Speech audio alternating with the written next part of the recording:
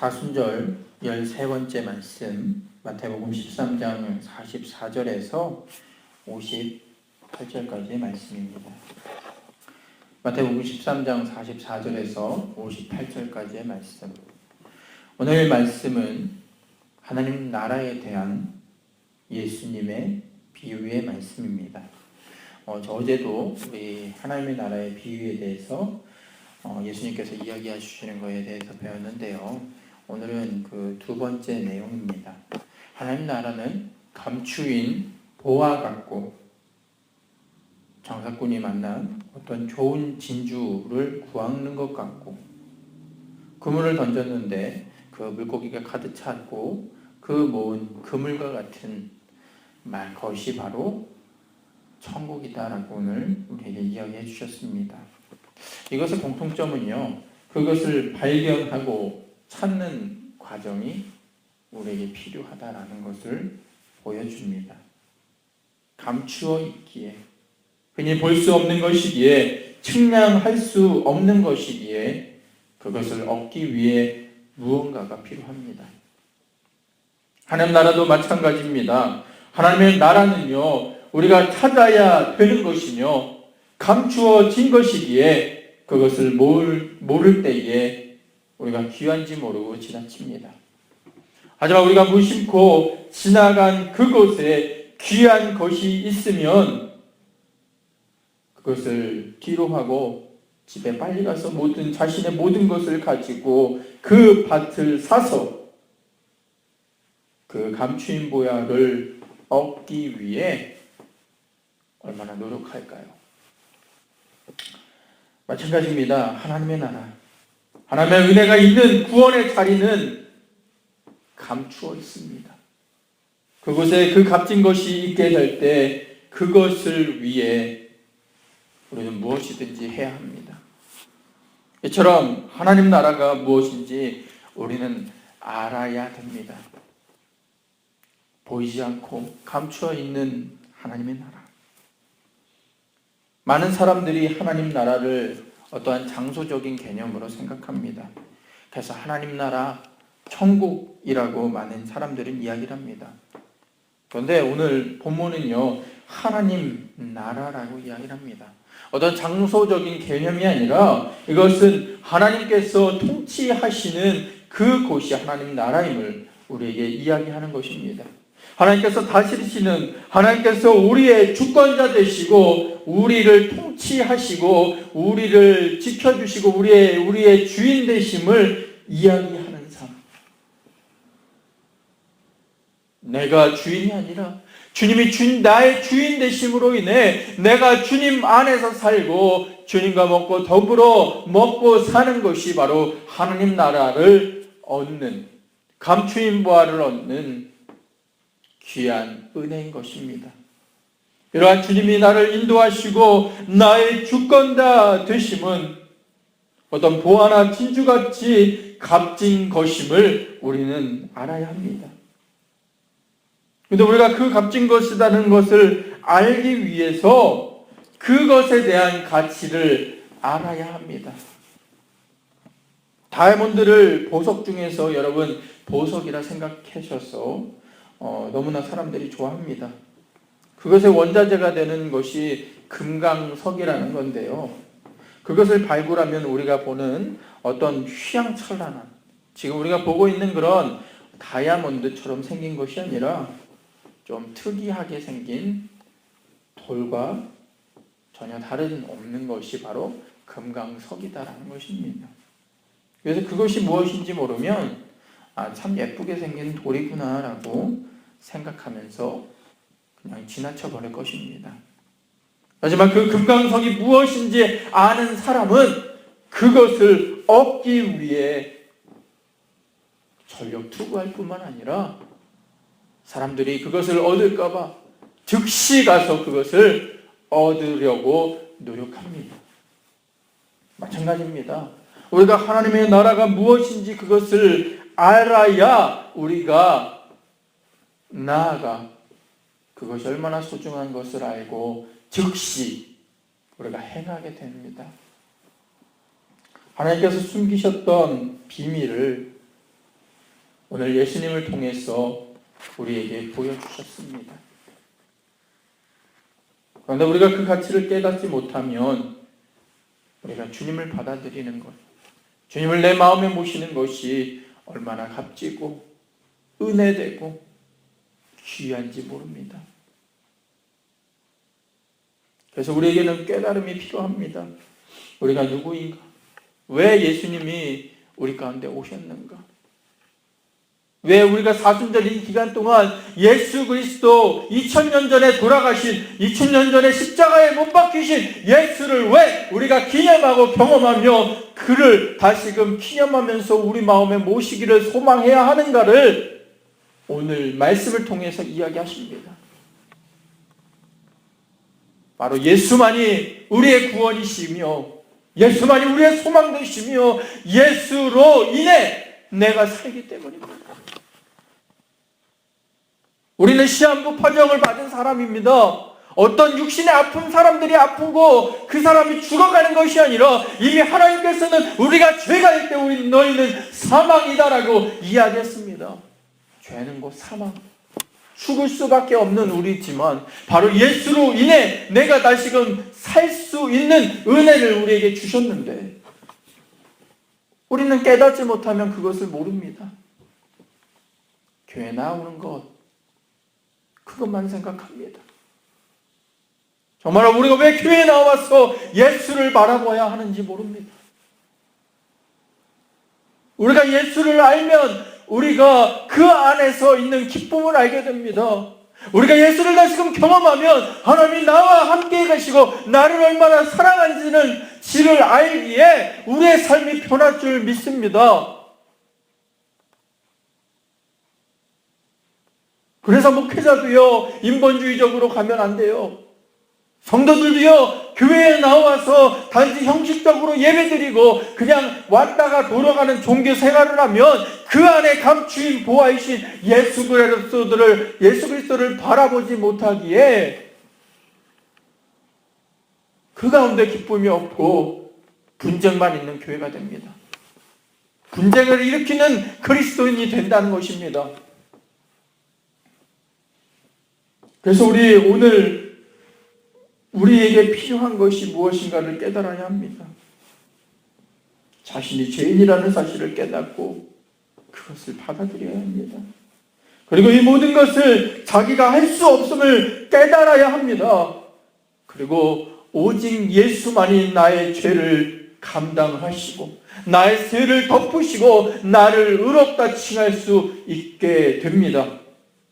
그래서 100% 하나님을 예수를 의탁함으로 인해 예수님을 내 마음에 모심으로 인해 우리의 눈이 다시금 열리고 주님과 동행함으로 인해 우리의 다시금 신세계가 열리게 된다는 것입니다. 성경은 말합니다. 하나님의 나라의 주인은 예수 그리스도이시며 예수 그리스도가 천국의 시작이며 완성이며 예수 그리스도 안에서 천국이 완성되는 것이다. 그러므로 오늘 그리스도를 모시고 산다는 것은 하나님의 나라를 소유한 것입니다. 우리가 숨겨진 예수 그리스도를 만날 때 우리가 얼마나 하나님과 멀어져 있는가를 우리는 다시금 알게 됩니다. 우리가 하나님으로부터 멀리 떨어져 있었다는 것을 알게 되는 그 순간 우리의 죄가 드러납니다. 예수 그리스도를 통해서 하나님을 알고 하나님께서 우리를 얼마나 나를 사랑하시는가를 다시금 알게 됩니다.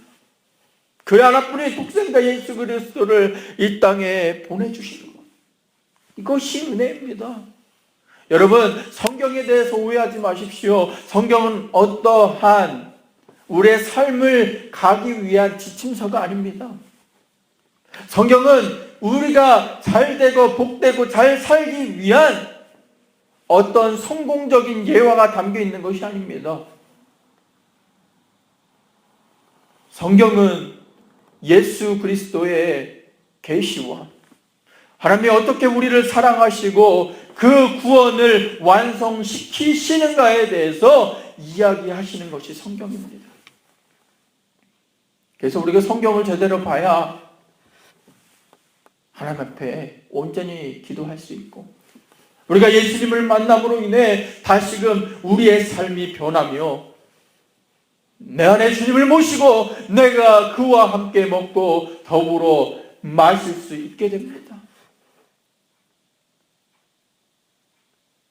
그런데 요즘 포스트 모더니즘이라 그래서요, 너무나 다원주의적으로 생각을 해서 정말로 성경을 곡해하는 경우가 많이 있습니다.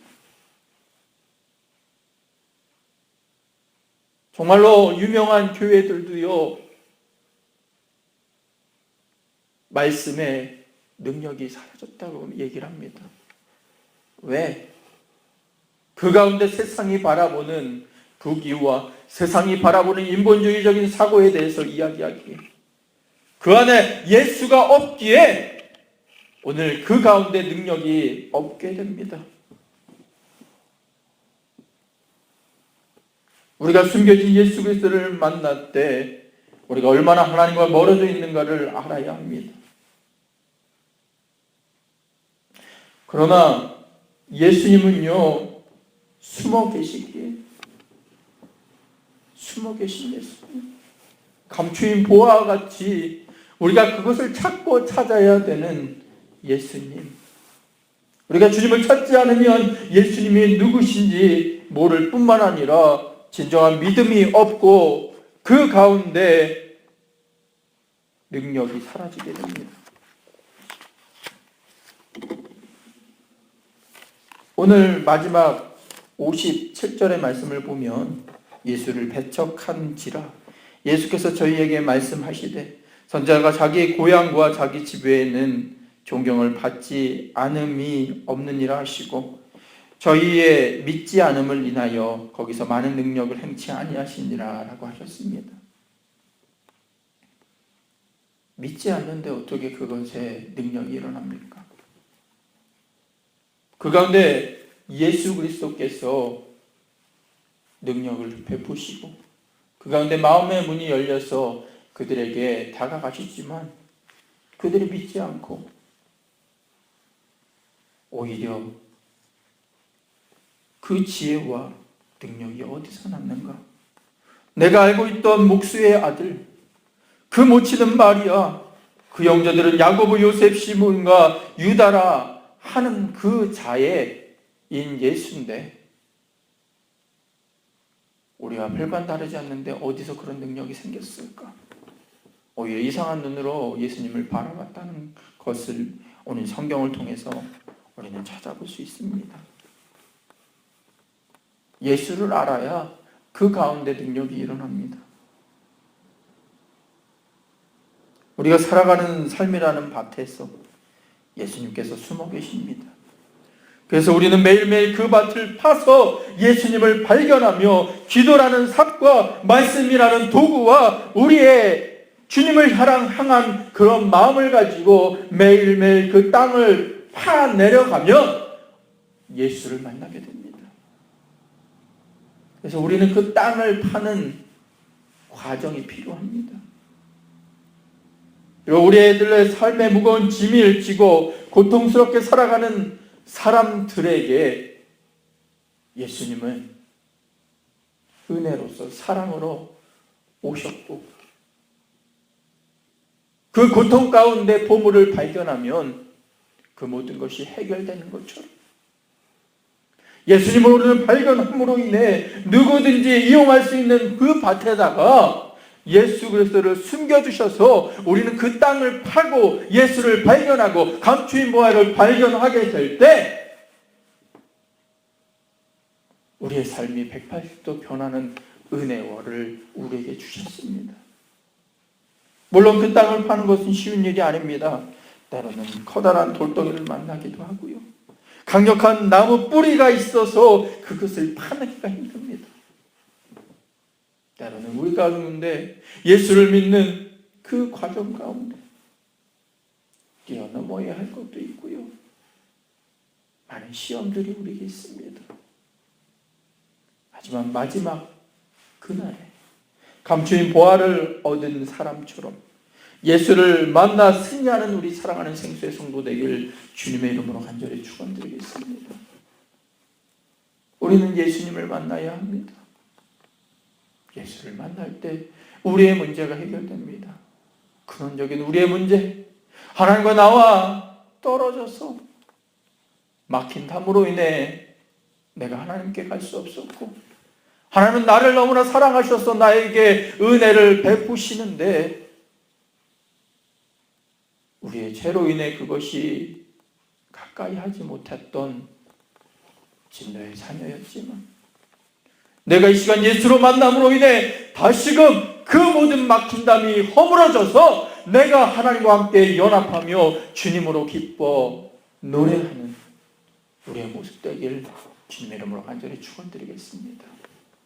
이 시간 우리가 기도할 때요, 다른 거 생각하지 마십시오.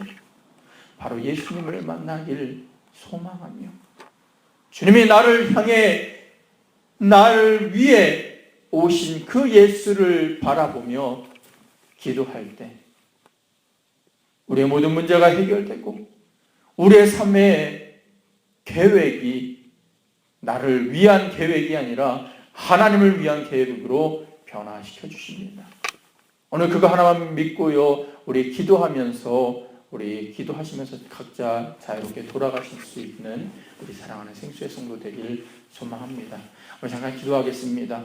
할렐루야. 사랑과 은혜가 충만하신 주님, 너무나 감사를 드립니다.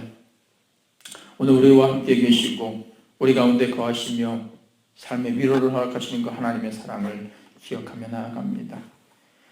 천국은 다른 것이 아닙니다. 우리가 인생의 끝남으로 인해 가는 것도 아니고,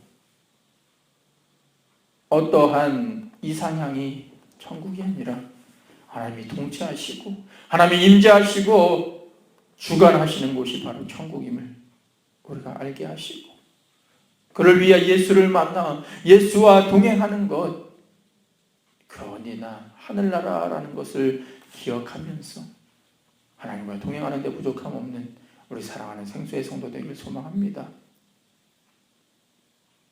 가치를 모르면 그것을 무심코 지나갑니다. 하지만 예수의 은혜가 얼마나 크고 높은지 알게 하시고, 그 예수로 인해 다시금 우리가 편하게 하시고 우리의 눈물이 변하여 기쁨 되게 하시고, 우리가 흘린 눈물을 향하여 주님이 주신 그 사랑을 알고 기뻐 찬양하며 뛰어 일어나 주님을 찬양하는 우리의 모습 되게 하여 주옵소서. 예수 그리스도의 이름으로 감사하며 기도드렸습니다. 아멘.